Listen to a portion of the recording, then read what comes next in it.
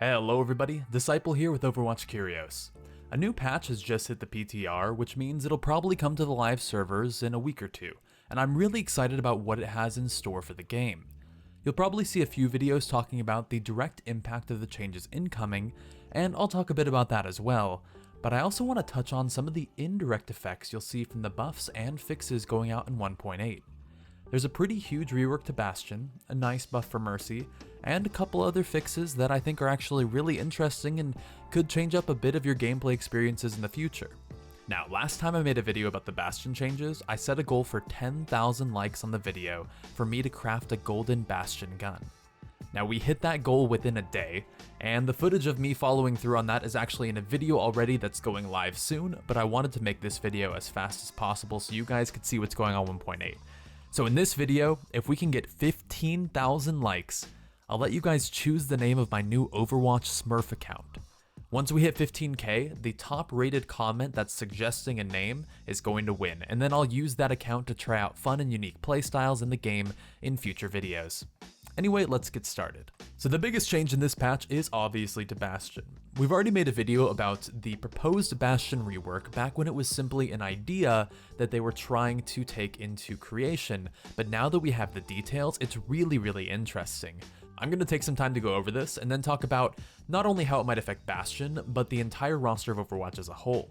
So when Bastion is in configuration sentry, the deploy time has been decreased down to 1 second, his bullet spread has been increased by 50%, his bullet spread is always at maximum, his magazine size has been increased by 50%, his headshot damage multiplier has been removed, and he can't deal critical damage, but of course the only way to deal critical damage is through a headshot currently.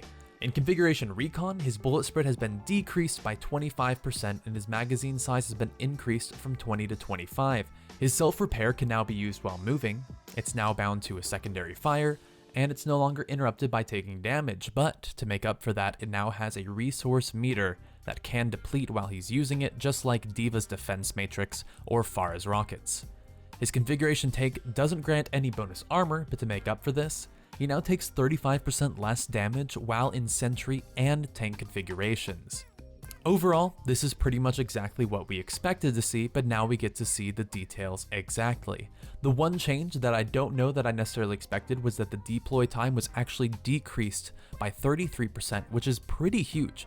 The fact that you're able to jump into your sentry so quickly to begin firing is big. But we did expect the spread to increase, for headshots to be removed, and we did expect the bullet spread and magazine size would be buffed in his recon form. This will very clearly make Bastion a little bit more of a tank buster, but also give him a lot of mobility to move around on the battlefield. So the question is, what exactly are the hidden effects of these changes, and what heroes are going to have to play the game differently now that Bastion has been changed?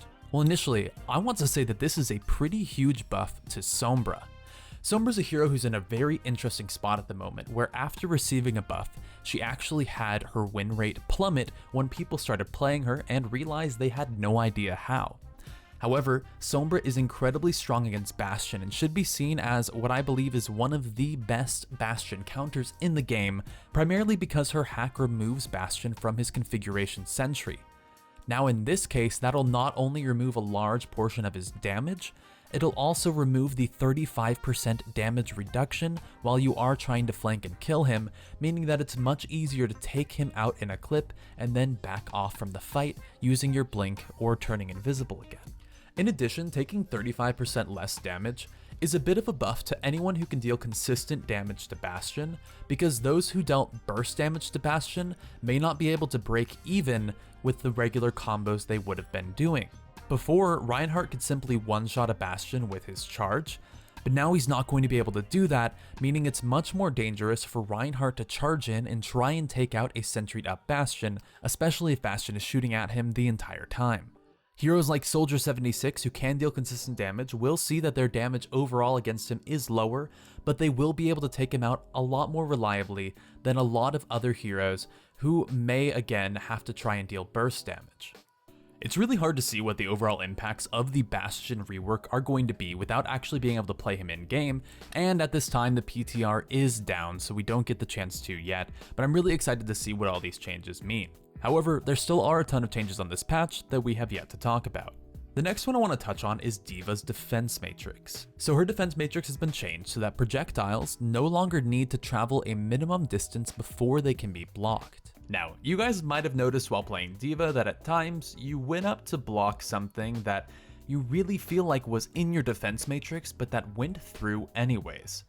This was likely because there's a short period of essentially invulnerability on the projectiles where they were still able to resolve even though your defense matrix was covering their entire area. This would happen very often with Roadhog, for example, where Roadhog would hook in an ally, you would cover your ally in the defense matrix, but because he could shoot them point blank, he would still get the headshot no matter what, because there was a small travel time that didn't really care at all about your defense matrix. Now this is definitely a direct buff to Diva, who is in a pretty rough state after all after the changes, and I think is very welcome. However, this is a pretty direct nerf to a couple heroes who really got to abuse this. Roadhog is the biggest one that we can think of at the moment because he was able to so reliably get off one-shots even if Diva was babysitting the hook target. Another one is Daria. Typically, Daria can run into the middle of a team fight and shoot her Graviton Surge directly down at her feet, pretty much negating any chance of the defense matrix eating up the Graviton Surge. However, if these changes do work as intended, then Zarya's may not be able to ult as reliably, and that makes someone like me very, very sad. However, this does make Diva quite a bit more viable to choose her to deny your enemies as opposed to the huge tanky disrupting damage soaker that she was before the nerf. Although Roadhog and Daria are the two that I feel like are the most affected by this, I'm curious what you guys think and if there are any abilities you felt like were getting through defense matrix a bit more often than they should have, because I'm really curious to see what the overall implications of this are. With 23 heroes currently in the game, it's pretty tough to see how each one of them interacts with each ability, and that's part of the challenge of these game developers. But as a community, we get the chance to test these out, see how we experience them, and I want to know, is there anything that Defense Matrix is going to eat now that it didn't that could actually make Diva a lot more viable? There's a pretty big buff to Mercy this patch, which is very, very, very well deserved. And although it's not going to fix all of her issues, it'll make playing her feel much, much more rewarding.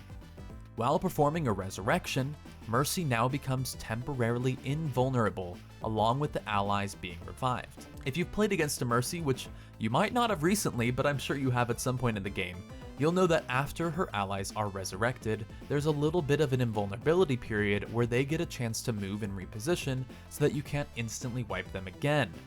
Mercy will now get that same effect, meaning that she can leap into her team to perform a huge mass resurrection and then not be instantly killed the moment she does so, because typically it always felt like a suicide mission and it felt really bad to try and get off the huge res but get punished for doing so.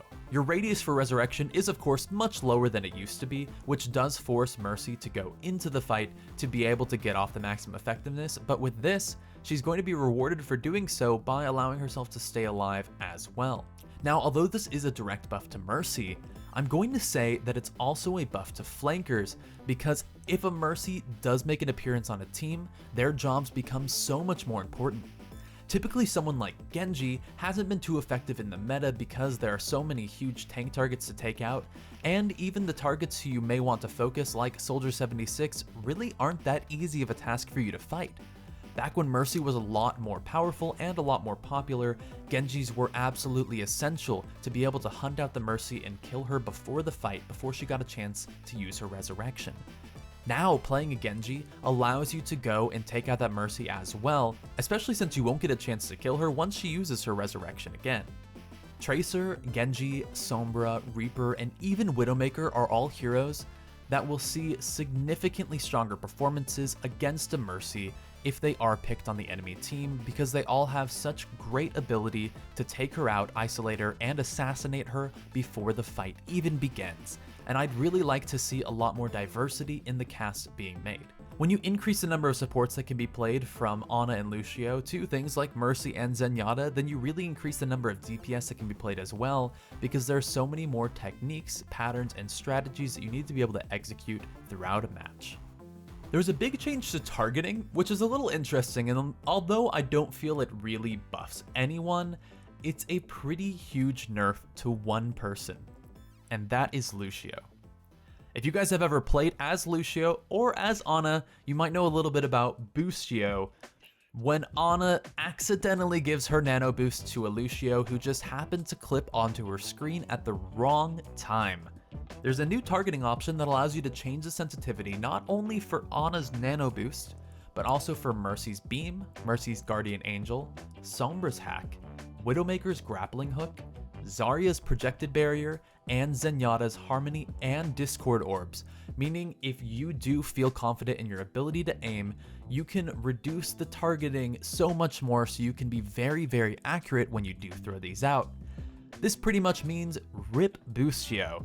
But I'm excited what it means for heroes like Zarya, who now aren't going to be throwing their barriers onto whoever's directly in front of them, especially when there is someone like a Reinhardt who tends to be in your way.